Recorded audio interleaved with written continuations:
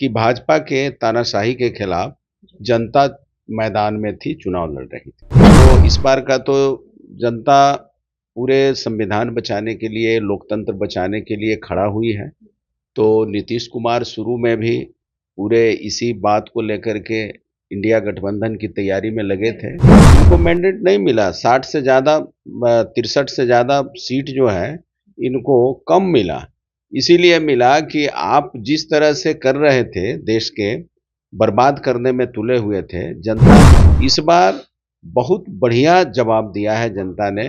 और उस अयोध्या में जहां इनका राम मंदिर बना है, इतना बड़ा एक एग्जिट पोल के जरिए इन्होंने जिस तरह से माहौल बनाया और सेंसेक्स में उछाल करवाया और शेयर मार्केट में जो लोगों को पैसा बुड़वाने का काम किया, इससे पता चलता है। और इन लोगों ने जिस तरह से सेंसेक्स का जो घोटाला किया है, स्टॉक मार्केट में जिस तरह से इन लोगों ने सब जानते हुए घोटाला किया, नैतिक अधिकार नहीं है।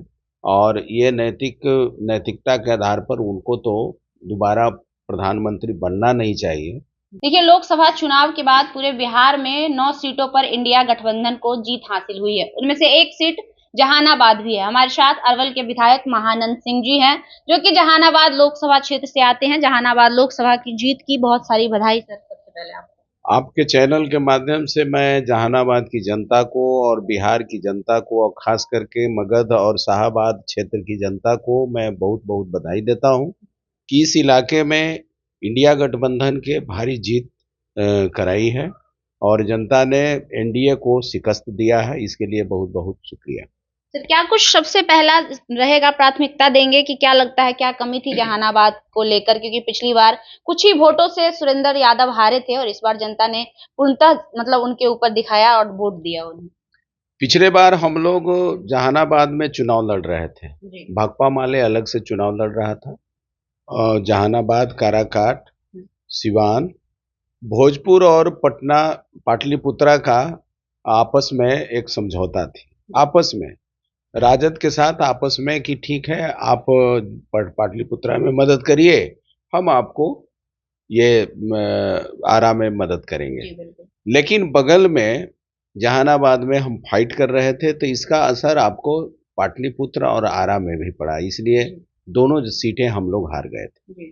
इस बार पूर्ण गठबंधन के साथ हम लोग मैदान में उतरे, तो हमारी ताकत पूरे हमारा देखिएगा कि भाकपा माले का जहानाबाद लोकसभा में सभी ब्लॉक में काम है और सभी जगह हम लोगों के अच्छा खासा समर्थक है, वोटर हैं। तो इस बार तन मन धन से पूरे ताकत लगा करके इस बार चुनाव लड़ने का काम किया। और इस बार तो पूरे देश में देखिएगा कि भाजपा के तानाशाही के खिलाफ जनता मैदान में थी, चुनाव लड़ रही थी। सर, मोदी जी ये तंज कसते हुए नजर आ रहे हैं कि जितनी सीटें हमारी अकेले आई है उतनी सीटें भी इंडिया गठबंधन मिलाकर नहीं ला पाए।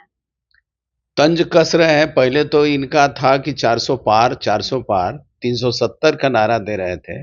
और इन लोगों ने जिस तरह से सेंसेक्स का जो घोटाला किया है, स्टॉक मार्केट में जिस तरह से इन लोगों ने सब जानते हुए घोटाला किया है, तो अब उनका ये बोलने का हम समझते हैं कि नैतिक बल नहीं है, नैतिक अधिकार नहीं है। और ये नैतिकता के आधार पर उनको तो दोबारा प्रधानमंत्री बनना नहीं चाहिए, क्योंकि वो जो पूरा बोल रहे थे बड़बोलापन, और चुनाव में देख लीजिए कि किस तरह से हेट स्पीच से लेकर के क्या क्या नहीं बोला और कोशिश किया कि ध्रुवीकरण किया जाए। लेकिन इस बार देश की महान जनता को लगा कि ऐसे तानाशाह जब तिबारा आ जाएगा पूरे मैंडेट के साथ, इनको मैंडेट नहीं मिला, 60 से ज़्यादा 63 से ज़्यादा सीट जो है इनको कम मिला। इसीलिए मिला कि आप जिस तरह से कर रहे थे, देश के बर्बाद करने में तुले हुए थे, जनता ने इस बार लगाम लगाने का काम किया। ये भी तो समझे।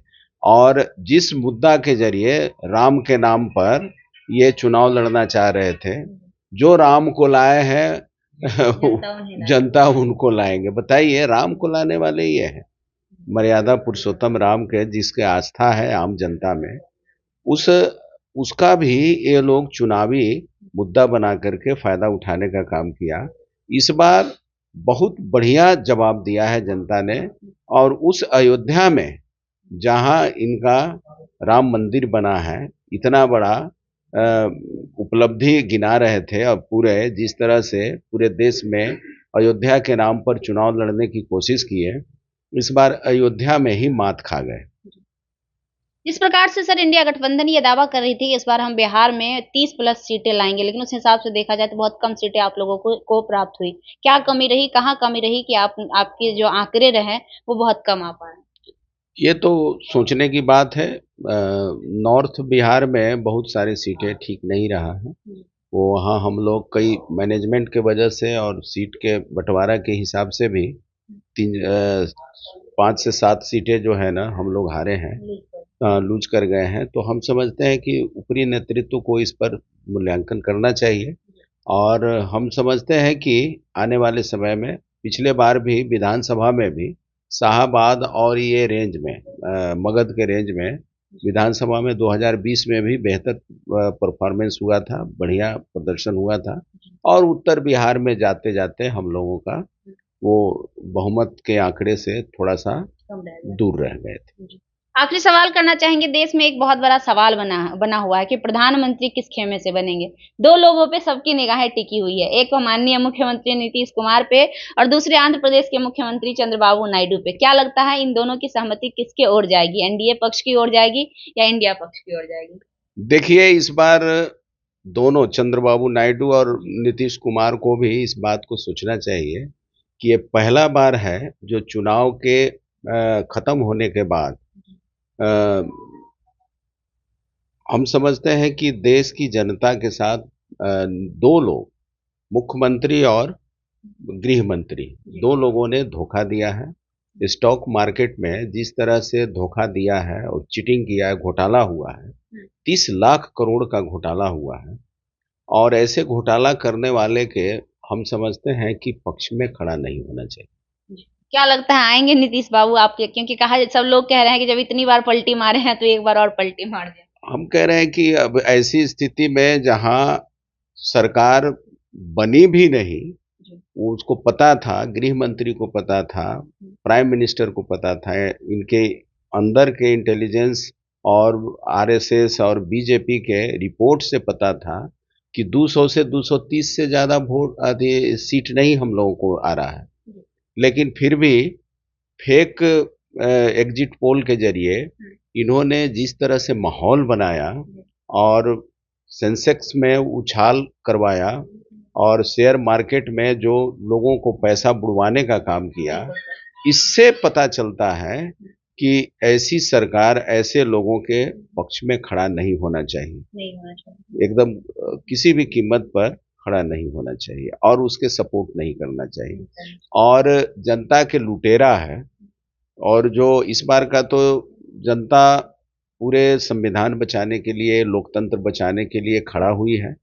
तो नीतीश कुमार शुरू में भी पूरे इसी बात को लेकर के इंडिया गठबंधन की तैयारी में लगे थे, और चंद्रबाबू नायडू भी 18 में भाजपा के खिलाफ अपना मुहिम तेज किए थे। तो मैं समझता हूं कि इन दोनों लोगों को समझाने की जरूरत नहीं है, ये लोग समय पर जरूर निर्णय लेंगे, और यदि उधर से आते हैं तो देश के हिसाब से ऐसे तानाशाही के खिलाफ यदि कोई भी आदमी मोर्चा लेता है, बोलता है, विरोध करता है, तो उसका पक्ष में खड़ा होने का वक्त है।